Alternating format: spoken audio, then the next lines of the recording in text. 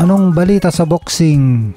Eto, dahil sa hindi magagandang palitan ng birada ng magkabilang kampo ng MP Promotions at nina Casimero, ay eto nga, inutusan na ni MP Promotions President Sean Gibbons ang kanyang tao na si Silver Voice TV para hamunin na si Janriel Casimero at ng kanyang promoter na si Masayuki Ito na may-ari ng Treasure Boxing Promotions para maglaban na sa kanilang bata, ating din kababayan, former Unified WBA and IBF champion Marlon The Nightmare Tapales.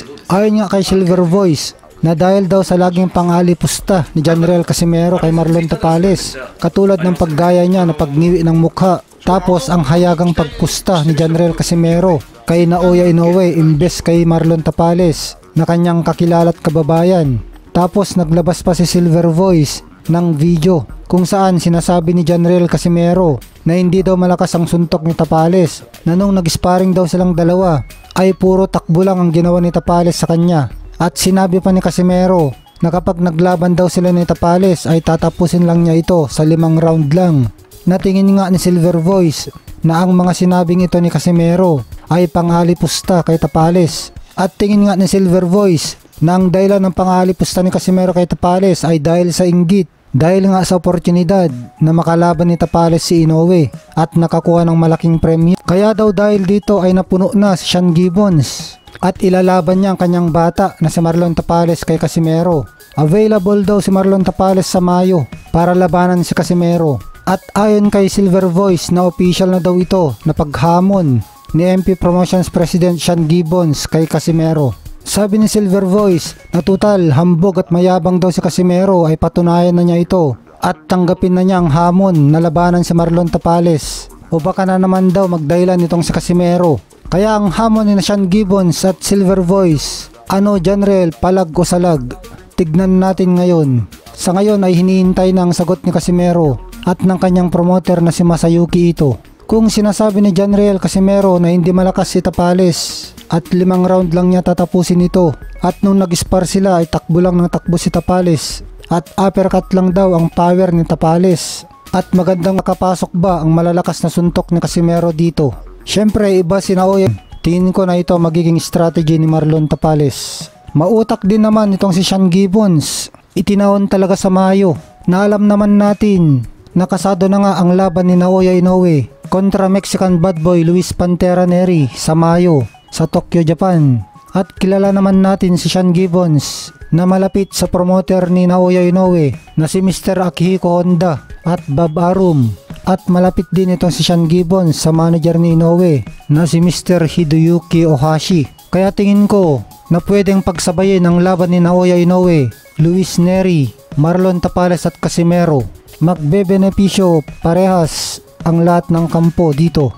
Lalong magiging malaking laban ang Naoya Inoue versus Luis Neri kung magiging undercard nga nila sina Marlon Tapales at Janriel Casimero. Kasi nga itong si Tapales ay nakakuha na rin ng simpatya sa mga Hapon.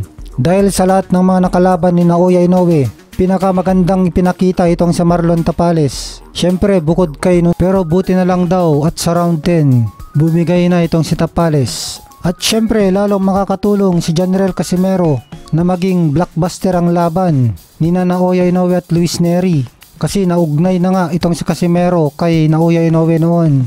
Nakatakda na noon ang kanilang laban kaso na-cancel lang dahil sa pandemic. At magandang promotion din ito sa isa ring binabalak ng kampo ni Naoya Inoue na labanan si Janriel Casimero. Kaya tingin natin na magandang oportunidad ito kay Casimero at makakatulong ito para labanan na siya ni Naoya Inoue.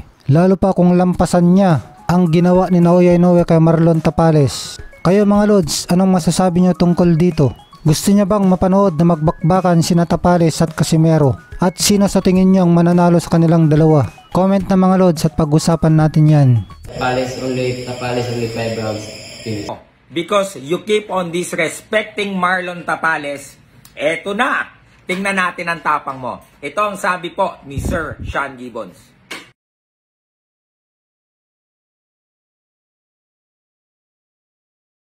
Okay, so Tapales, no strong pala ha.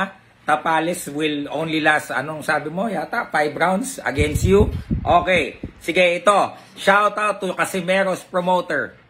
ikaw, to you, Masayuki Ito, Sir Sean Gibbons is now opening his doors for Marlon Tapales to fight Janriel Casimero. Sir Sean said Marlon Tapales will be available this coming May. Now, let's see if you have the balls to fight Marlon Tapales. Ano? Magdadahilan na yan. Oy, mag-iisip na ng palusot yan dahil alam mo naman na wala kang panama kay Marlon Tapales. Okay? Alam naming nainggit ka, alam naming naninibugho ka sa opportunity na natamasa ni Marlon Tapales sa pera niyang nakuha against his fight versus Naoya Inoue. Ngayon, you keep on disrespecting his name kahit wala namang ginagawa yung tao sa'yo. Okay, congratulations! Nakiliti mo yung Sean Gibbons. Okay, now, Sir Sean Gibbons, pinapasabi niya sa akin na gawin itong video na to is officially calling you out and your promoter, okay, to negotiate for your fight against Marlon Tapales this coming May. Let's see kung matapang ka, ipatunayan mo yung tapang mo, patunayan mo yung yabang mo, patunayan mo yung kahambugan mo. Anong sagot mo ngayon? Magpapalusot ka? Ano? Palag o salag? Janriel Casimero, tingnan natin kung anong sagot mo.